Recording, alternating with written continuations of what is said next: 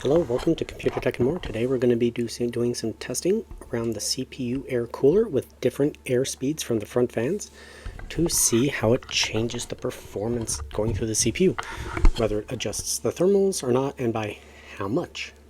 So right now, the front fans are in an off position. You can see them not spinning. And we're going to get right into the tests. We're doing off 20, 30, 40, 50, 60, all the way up to 100% PWM fan signaling on the front with the CPU cooler set to a constant 80% PWM fan signal. The bottom fans are set to their minimum, but they're always going to be on for the test. And that's the basic test setup. I already have it running, so let's get to it.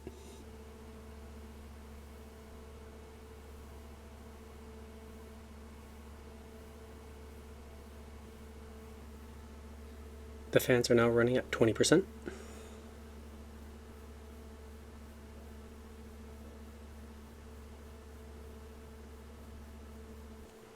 Front fans are now spinning at 30%.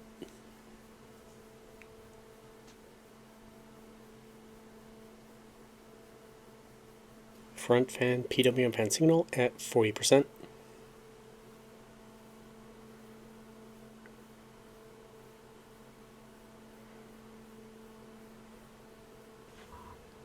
We are at the front fan PWM fan signal at 50%.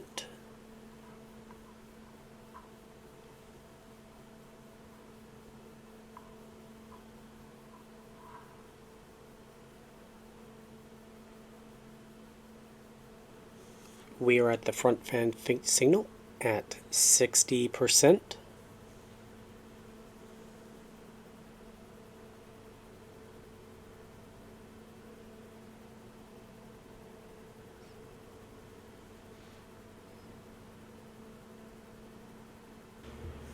Front fans, PW fan signal, 80%.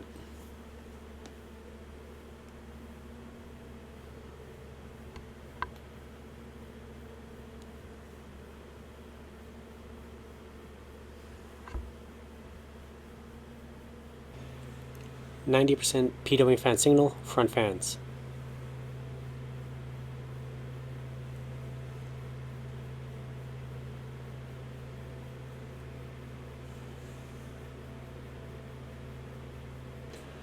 %, PW fan signal, front fans.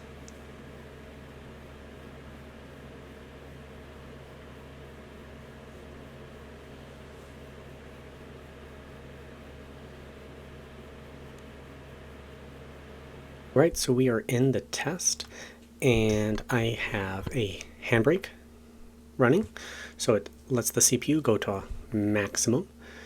And let's go ahead and clear the min-max. And you can see that my CPU is set to 80%.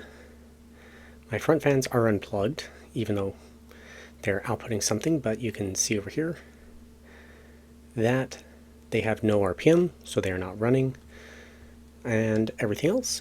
And we are drawing around 200 watts. Well, let's plug in the front fans and see what happens. All right, we've added the front fans. They're operating at 20%. And we do see a small improvement in wattage. Mind, it is fluctuating, so we could almost call it error, but I've seen up to 10 watts of improvement, but I'm going to say realistically more like 2 to 3. So let's bump up those fans. Front fans are averaging around 500 RPM.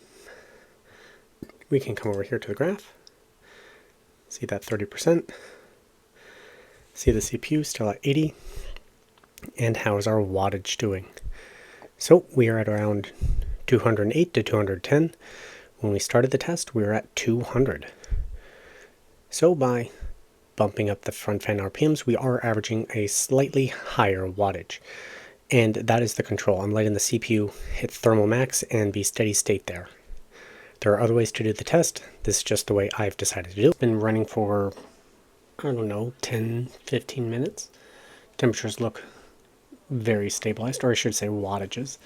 They're bouncing around the 213, 215, 210, but it's being in a pretty consistent low of 210, high of 215 mark, while previously we were seeing like 208 to 212, and I know it said one spike up to 215.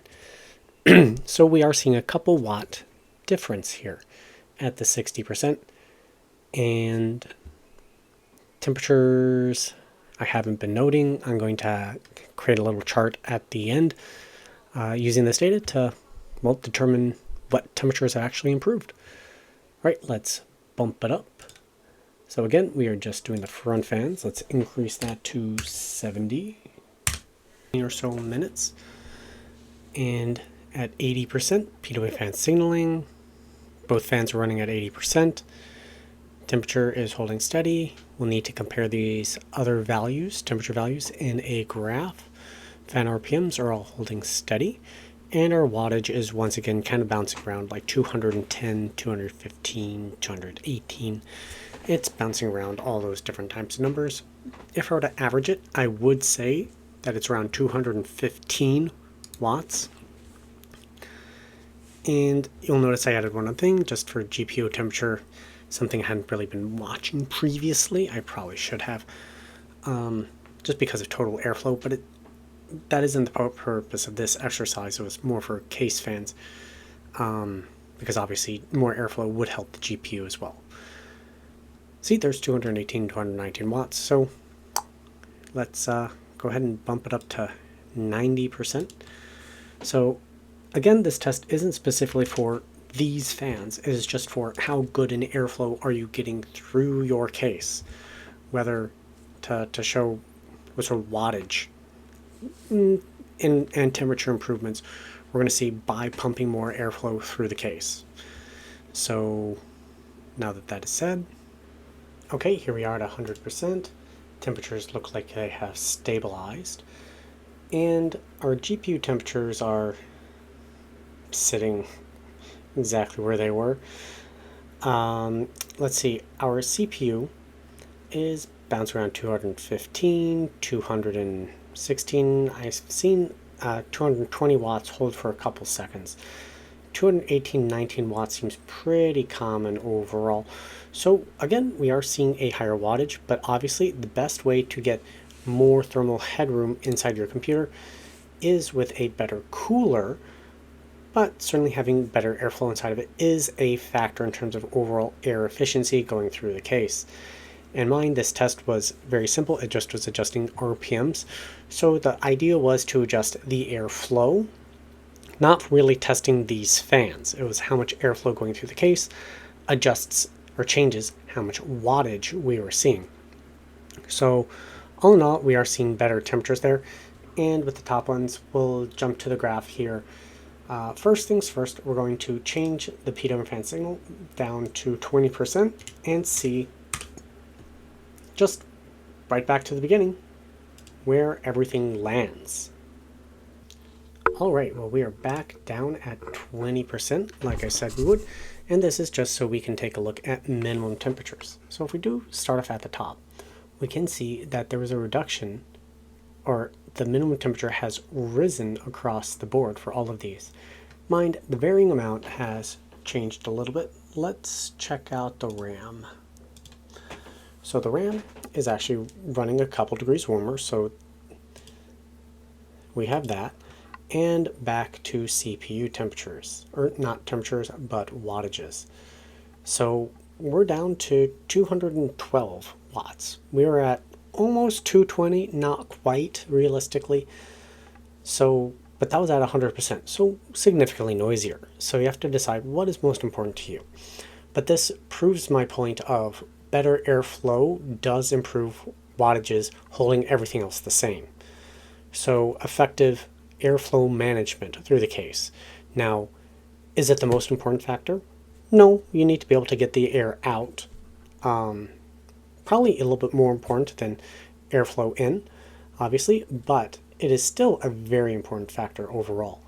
And we're considering to see that the wattage drop, actually. I mean, it's holding pretty steady, but it's continuing to bounce around that, and it's sitting lower than 210 on average. So this really is driving my point about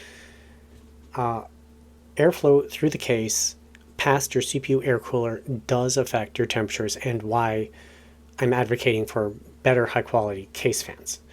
Now, in terms of like the order of things to buy, sure, lower on the list. All things considered, noise is probably more important there than the actual airflow, but it does affect everything else, and well, that's why I did this little analysis. Let's take a quick look at the graphs, though. Before we get into these graphs, I want to go over one thing really quick. Throughout the entirety of this testing, I had the 3 bottom 140 case fans in the torn PC case running all the time. The only thing I was changing were the front 2 fans. So if you're in a very restricted case without any airflow, you're going to actually see warmer temperatures. But what we are testing is the temperature difference that we're getting with the front fans active versus no front fans.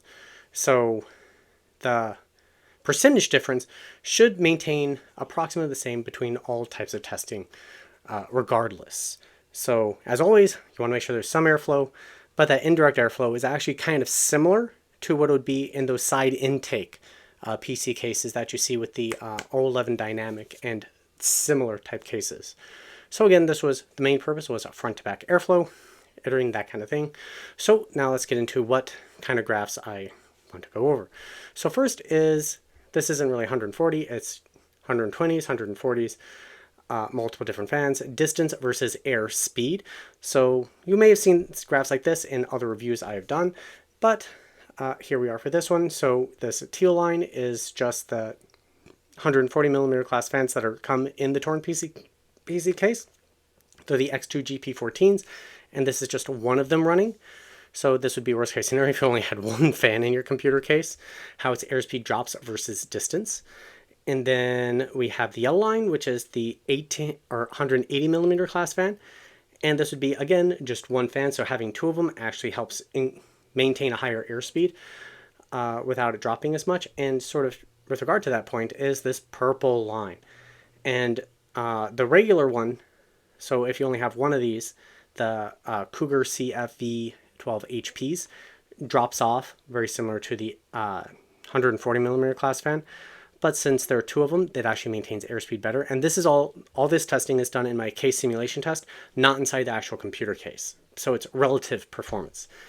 And then the A12X25, just one of them. I do plan on doing a test with more, like comparing 180 220s and then 240s to show airspeed differences, but I haven't gone around to doing it yet.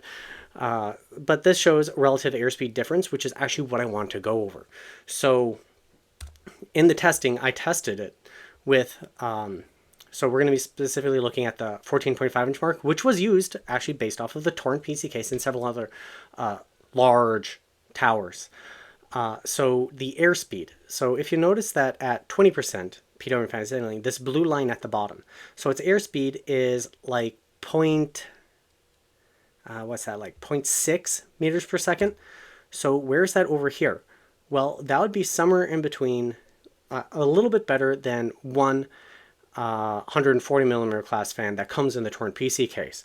So having 2 or 3 of them in the front, you'd actually get an equivalent airspeed for versus noise normalized. So it allows us to compare a wide variety of fans using only one fan, because we only care about really the air speed as it hits the CPU cooler region, not really anything else. So by adjusting that air speed, I can test a wide variety of, or simulate, or have the test be indicative or similar to a wide variety of fans of differing qualities. So if one can maintain a really high airspeed with noise normalized values, it would be like the maximum PWM fan signal, and so on and so forth. So that allows you to compare, well, how this actual test is doing. And you can see how the fan steadily gains improvement, and then this yellow line is my noise normalized result, which is a calculated value based on linear interpolation. So that brings us to the graphs. So this first graph here is RPM from the front fans versus wattage. So I ran the CPU cooler at 80%. The 80% was chosen because we needed to suction through the fan because of how the fans are placed in it. It could have been run at basically any RPM, but 80% was a reasonable noise level while still drawing in a substantial amount of air. As the RPM reduces, the effects, I suspect, would also be reduced. But then you have to balance out how much noise versus everything else you want. In reality, you want a balanced system. But the case in point was to see how intake into the case actually changed for an air cooler as you increase the fan speed in the front. So it was basically shoving as much air down the CPU cooler as possible to allow it to operate more efficiently. That sort of comparison. So we're starting off at 0 RPM, then at 20%, we saw this RPM, so it's like 300, and then it stayed 300, and we saw a small incremental improvement even though the RPM stayed the same. Don't really know why there. And then it saw a small bump in RPM and stayed roughly the same wattage. And then as we increased the PWM fan signal, so the higher RPM, we did see a fairly significant improvements in wattage. Mind, the best way to get more wattage, so higher power draw or lower temperatures, depending on what kind of CPU you have, is with a better cooler. But my point in this testing was, again, for how does actual intake into the case and quality of fan with regard to that adjust your wattage. And from no airspeed, again, direct airspeed, because there was still that bottom airflow coming in through the bottom, so there was still air coming into the case, to the best, we see a, what's that, like 15, 16 watts difference. So that's a little bit of clock speed going through your CPU. So that is just by changing the airspeed getting to the CPU cooler. So that was my point with this testing, to show that, yes, this matters, and it matters by this much. And to put it in a different way, so I went 0, 20, 30, 40, 50, 60, 70, 80, 90, 100, and then back down to 20 to basically bring it back down and go, hey, is it still holding up the same? And it's ended up being slightly lower, but all in all about the same. So I did let the temperature stabilize between each tests, as we saw before. So it really does matter. And then I didn't take the measurements for everything, like the RAM, each and every test, but I had screenshots for everything else, so I was able to chart the temperature differences. So at no airspeed, direct air flow across the RAM and the motherboard components, other than like the bottom of the case where the GPU is actually blocking everything. These are the temperatures. So the RAM was at 43.9 and 47.4, and the motherboard temperatures in the system input was 34, and the green line is motherboard is 34. They might be the same temperature sensor, but I didn't list everything here. And the red line is the CPU temperature. It was pretty much locked at 90. Have the CPU TIN. It started off at 71 and then slowly reduced down to, I'm sorry, I forgot to put it down, but this temperature was 66 degrees, and this was 66.5. And this one is 67, then 67.5, 68, 71, 70.5, 71, 71, 71. So we do see that adding more airflow front back through the case does reduce other temperatures. Most significantly is the RAM. That saw the greatest reduction, but motherboard temperatures did reduce. But well, the motherboard temperatures are all well within like super safe like margins. And then here is the raw data for what was collected. So we see the PWM fan signal for the front fans, the front fan RPMs. The CPU fan was locked the entire time. A little bit of fluctuation, but more or less locked. The system input. So what does this mean for your specific computer? Well, it brings back to my point. You want the best quality fans that you can afford for your front to back airflow. But fans there are more important than no fans, and you want to fill up every slot to ensure a maximum amount of airflow, because the way the fans interact together does improve those values, as we saw from the first graph. So even two low quality fans working together will create a fairly high quality airflow. So if you can maximize it, that's best, but having fans is better than no fans. And this ensures that you're getting the maximum performance out of that air cooler and maintaining good temperatures. Now, another key note here is the Torrent PC case is a very open airflow case. So you do, if your case is more restricted, you do need to make sure you've got good exhaust to get that hot air out. And airflow tries to go through the path of least resistance. So by that I mean, so you've got three fans on the front, and let's say you've got an air cooler, and then you put three fans on the top for exhaust, and you've got this fan as exhaust. That is not an ideal setup. So the airflow is actually going to want to go up, swerving up. You have to follow the mouse cursor, and it's going to swerve upwards and then out the back. So actually less airflow is going to go through your CPU air cooler if you've got all the fans up here in exhaust. Again, air cooler specific. If you don't put a fan here and two fans there, the airflow is going to want to suck up pretty much right in front of your CPU fan. I don't have this case. I can't do that testing. I'd actually be very interested in doing the testing. So how the different fans, but as an aerospace engineer, as someone who's focused in computational fluid dynamics, if you had one fan in the back, the airflow would suck past the CPU. So the air would rush right past it. So there is like optimal placement for fans based on what kind of cooling solution you're actually going for. But just to summarize here, so you want to maintain a max amount of airspeed going through your case all the way to the exit, particularly with air coolers. With liquid cooling, you want to make sure that the coolant temperature, so the air going past the radiators, is basically cooling it to the optimal temperatures. So similar idea, but different methodology involved. So you still need a good amount of airflow going through your case, but in general, RAM and motherboard temperatures don't matter that much. They're not generating enough heat to cause that many problems, but having it run cooler is still kind of good, but it's overall not the most important thing. It's like your actual heat generating components. So I guess with that, I'm going to call this an end of the video. Thank you very much for making it this far. Again, if you're interested in me doing this sort of fan placement analysis, please do comment down below. I'd probably start off by doing like, I build a case out of cardboard and do some basic testing that way with some popular case designs.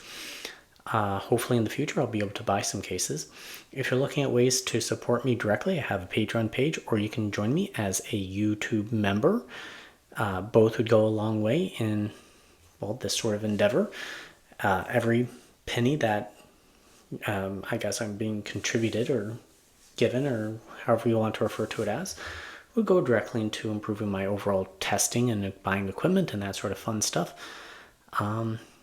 If you got ways that I can improve my videos to make them more enjoyable to watch, please leave that in the comment sections down below. I'm always trying to improve the way I'm making these videos for all of you. Other than that, thank you for watching Computer Tech and More, and have a great day.